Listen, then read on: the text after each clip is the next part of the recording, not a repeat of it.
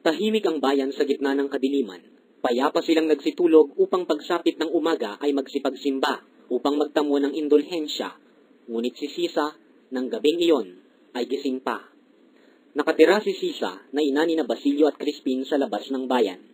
Ang kanyang asaway isang lalaking walang pakialam sa buhay, palaboy-laboy at sugarol. Bihirang-bihira itong umuwi sa kanilang bahay. Wala rin itong pakialam sa mga anak. Nilustay niya ang kaunting alahas ni Sisa para sa pagsusugal at nang maubos na ito'y sinasaktan pa ang asawa. Hibang si Sisa sa pagmamahal sa kanyang asawa at nakahandang magtiis at tangisan ang kanyang asawa. Nang gabing yaoy, inaasahan niya ang pagdating ng mga anak. Bumili siya ng ilang isdang tuyong idaragdag sa ulam ng mga anak. Namitas ng sariwang kamatis sa kanilang bakuran, nang hingi ng tindang na usa at isang hita ng patong bundok kay Mang Tasyo. Nagsaing siya ng maputing bigas na pinag-ipunan niya para sa kanyang mga anak. Hindi inaasahan ni Sisa ang pagdating ng kanyang asawa at inubos ang mga pagkaing inilaan niya para kina Crispin at Basilio. Umalis muli ito pagkakain at nagbiling ipagtira ng piso sa sasahuring kwalta ni Basilio. Napaiyak si Sisa at nang maalalang darating ang kanyang mga anak, pinahid agad ang luha sa kanyang pisngi. Muling nagsaing at inihaw ang nalalabing 3 tuyo. Darating silang gutom na gutom sapagkat malayo ang kanilang panggagalingan. Inip na si Sisa sa paghihintay sa mga anak. Upang aliwin ang sarili ay di miminsan siyang umawit ng mahina. Isang asong itim na kanyang pinukol ang naghatid sa kanyang guni-guni ng malungkot na pangitain. Si Crispin ang kanyang naalala. Walang ano-ano'y, Inang, buksan mo ang pinto! Inang, pagbuksan mo ako! Kinilabutan si Sisa. Waring namamalikmata at nagising sa isang. Nang makita ni Sisa ang dugong umaagos sa noo ni Basilio'y, halos napahiyaw si Sisa. Anak ko! Huwag kayong matakot, Inang. Si Crispin naiwan sa kumbento. Nagtanan ako sa kumbento, Inang. Nang kalat-kalin ng sakristang mayor si Crispin, sinabayan ko ng talilis. Nagpadaus-dos ako sa lubid mula sa kampanaryo. Ayaw akong paalisin kung di ika-10 ng gabi. Nasalubong ko pagdating sa bayan ng ilang kawal. At nang sigawan ako ng Kenvive, ako'y nagtatakbo. Kung ako'y pauhuli sa kanila, malamang na ako'y paglinisin ng kwartel at bugbugin pa. Diyos ko, salamat at iniligtas mo siya. Ipinakiusap ni Basilio na huwag sabihin ng ina ang sanhi ng pagkakasugat niya. Malungkot na isinalaysay ni Basilio sa ina na ang kapatid ay pinagbintangang nagnakaw ng ilang onsang ginto. Napaiyak ang mag-ina. Inakala niya na ito'y pang-aapi sa kanila dahil sa sila'y dukha. Pagkatapos ng sandaling pananahimik ay inalok kumain ni Sisa ang kanyang anak. Tumangging kumain si Basilio at humingi na lamang ng isang basong tubig. Alam kong ayaw mo ng tuyo. Ipinaghanda kita ng masarap na pagkain. Ngunit nang dumating ang iyong amay, inubos na lahat. Kaawa-awa kong mga anak. Nang mabatid ni Basilio na dumating ang kanyang amay, siniyasat ang mukha at kamay ng kanyang ina. Hindi ba mabuting tayong 3 na lamang ang magsama-sama? Kayo, si Crispin, at saka ako. Isang malalim na buntong hininga ang namula sa mga labi ni Sisa upang hindi na lumawig ang usapan nila tungkol sa ama. Nanalangin si Basilio at nahigang kasiping ng kanyang ina. Nanaginip si Basilio na pinapalo si Crispin ng kura ng malaking yantok sa tulong ng sakristan mayor. Nang wala nang magawang paraan si Crispin upang ipagtanggol ang sarili, ay sinugod ang kura. Sa gayoy kumuha ng tungkod ang sakristan mayor at binigyan si Crispin ng isang mariing palo sa ulo na ikinalugmok nito hanggang mawalan ng malay. Umiiyak si Basilio nang gisingin ni Sisa. Ako'y nanaginip, Inang. At ano ang napanaginipan mo? Sabihin mo, anak, ako'y hindi makatulog. Sinabi ni Basilio na napanaginipan niya ang isang bukiring mabulaklak, mga babae at batang may sunong na uhay ng palay at iba pang hindi niya matandaan. Ipinagtapat niya na hindi na niya ibig pang magsakristan. Bakit? Paglakas ko'y makikiusap ako kay Ginoong Crisostomo na anak ni Don Rafael na ako lamang ang magpapastol ng kanyang mga baka at kalabaw. Maaaring turuan ni Mang Tasyo si Crispin. Hindi ito namamalo. Maaari tayong payagan ni Ginoong Crisostomo na makakuha ng kaunting gatas sa kanyang kalabaw. Gustong-gusto ni Crispin ang gatas. Kung aalagaan ko mabuti ang mga hayop ni Ginoong Crisostomo, marahil ay bibigyan ako ng bulo. Mangunguha ako ng mga bungang kahoy upang ipagbili. At gagawa ako ng mga silo at patibong upang makahuli ng mga ibon, usang, at hihilingin ko sa kanyang pagkatiwalaan ng isang kaputol na lupang mapagtatamnan ko ng mais o tubo. Sa gayoy, hindi kayo mananahi hanggang hating gabi. May padadala natin sa Maynila si Crispin upang mag-aral, at ako ang tutustos sa kanyang gugugulin. Maraming balak si Basilio at sa tagal ng kanilang pag-uusap ay muling inantok. Napaluha si Sisa dahil sa hindi man lang pagkakabanggit ng anak sa kanyang ama. Nang makatapos magmisa si Padre Salvi, napansin ng lahat na matamlay siya at inakalang may sakit. Walang imik siyang umakyat sa kumbento.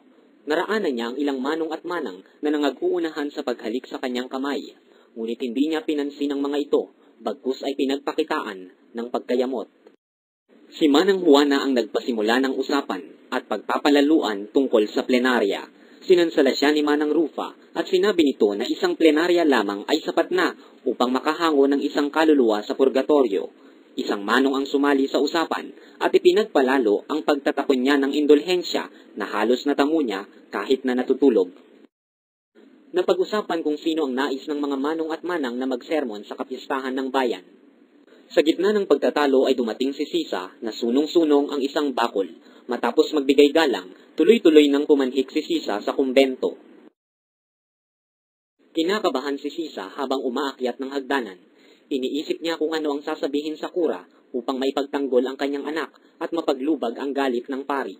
Malugod niyang binati ang binatnang utusan at sakristan, ngunit hindi naman siya nito pinansin. Gayon din, ang tagapagluto ay nagpakita sa kanya ng panlalamig. Maingat niyang iniayo sa isang hapag ang kanyang dalang sariwang gulay. Maari bang makausap ang pari? May sakit. Si Crispin po ba ay nasa sakristiya? Si Crispin? Nasa inyong bahay. Huwag na ninyong ipagkaila.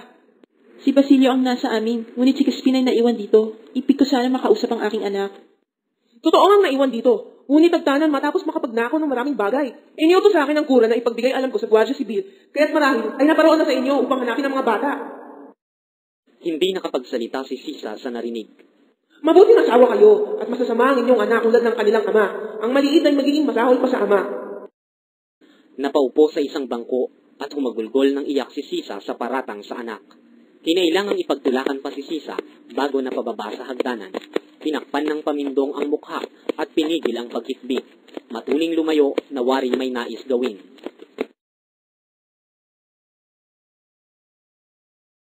Ang laway parang hindi nabalino ng nakaraang malakas na bagyo. Mula sa isang gulod ay may dalawang lalaking nakaluksa at walang imik na nagmamasid sa tubig. Ang isa'y si Ibarra at ang pangalaway ang guro. Dito po itinapon ang bangkay ng inyong ama. Kasama ko noon si Teniente Guevara. Marami po akong utang na loob sa inyong ama at ang tanging nagawa ko'y sumama sa kanyang liging.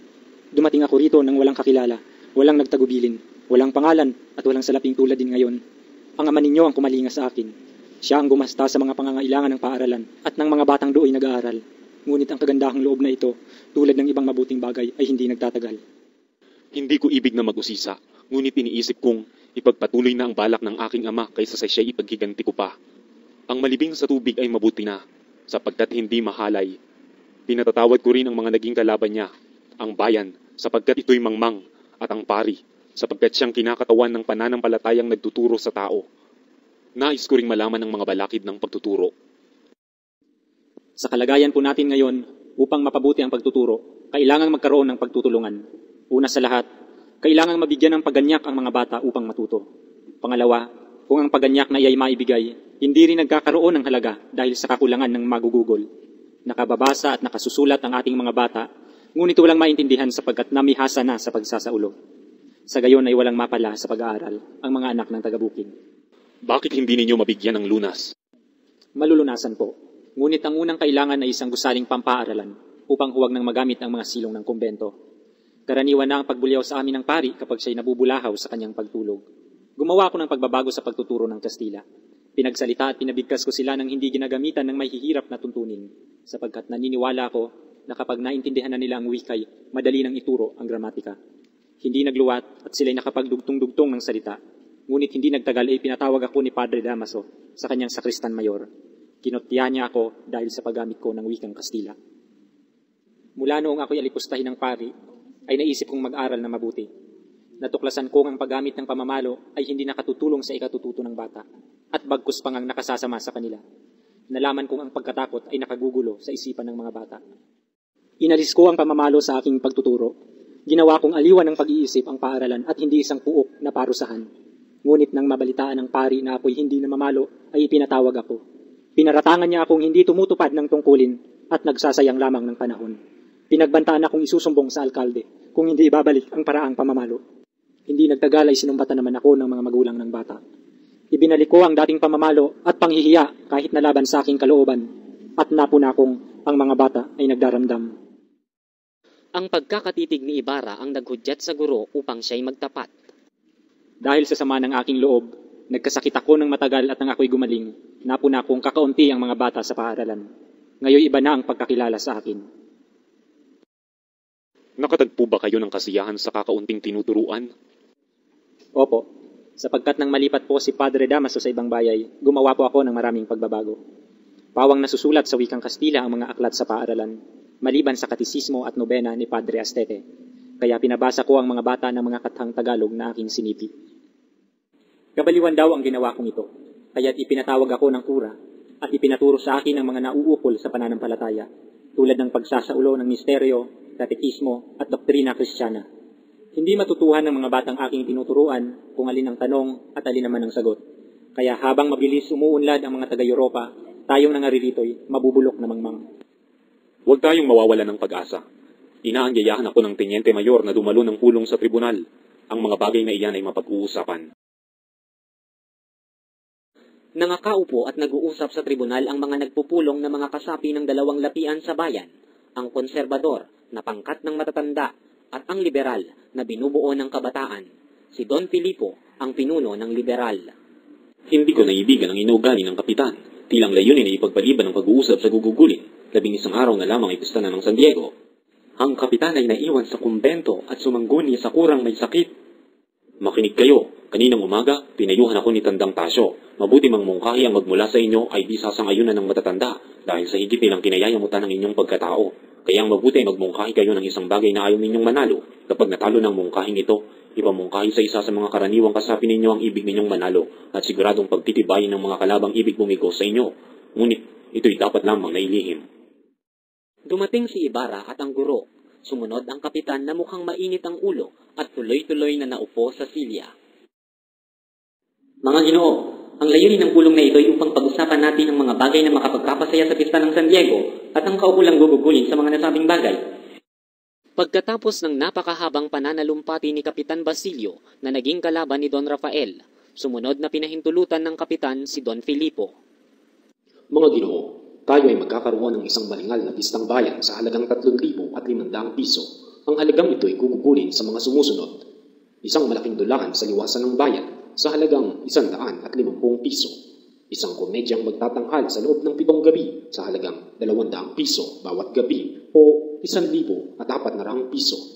2 bomba at 200 kwitis na ang halaga ng bawat isa ay piso o kabuuang 400 piso. Halos magkagulo ang pulong dahil sa pag-uunahang makahingi ng pahintulot na magsalita. Nang matiwasay na ang pulong, isang batang kabesa ang humingi ng pahintulot makapagsalita. Iminumungkahi ko kung lumikha tayo ng mga makabagong palabas na hindi karaniwang nakikita araw-araw at sikaping huwag lumabas sa bayan ng mga salaping gugugulin. Na bata. At iminumungkahi ko pa rin na isang bahagi ng salapi ay ukol sa mga kapuri-puring gawain, tulad ng pagbibigay ng gantimpala sa mga batang magagaling sa pag-aaral. Magdaos tayo ng mga katutubong palaro tulad ng palosebo, at ang dalawang banda ng musiko ay sapat na magpasaya sa ating bayan. Ang salaping lalabis ay itulong natin sa pagpapatayo ng isang paaralan, upang ang mga bata nag-aaral ay huwag makisuno sa kumpento ng simbahan. Napagkaisahang sang-ayunan ang panukala ng batang kabesa at uyamin ang Tenyente Mayor, ngunit ang kapitan ay pinagpapawisan at hindi mapalagay. Sang-ayon din ako, ngunit ibang nais ng ating kura. Gusto ng kura, 6 na prosesyon, 3 sermon, 3 misa mayor, komedya na may awitan sa pagitan ng yugto. Ito ang mga ibig ng kura at ako'y nakatango na sa kanya. Bakit pinulong? Iyan ang sasabihin ko sa inyo, ngunit naunahan ako ni Kapitan Basilio sa pagsasalita, kaya hindi ko naituloy. Ang kabataan ay nagsialis, nilapitan naman ni Don Filipo ang kapitan. Alang-alang sa isang mabuting layon, nilimot ko ang sarili, ngunit kayo, nilapastangan ninyo ang sariling karangalan upang itaguyod ang isang masama. Si Ibarra ay nagpaalam sa kasamang guro at ipinaalam na siya'y pupunta sa dulong bayan ng lalawigan upang lakarin ang isang balak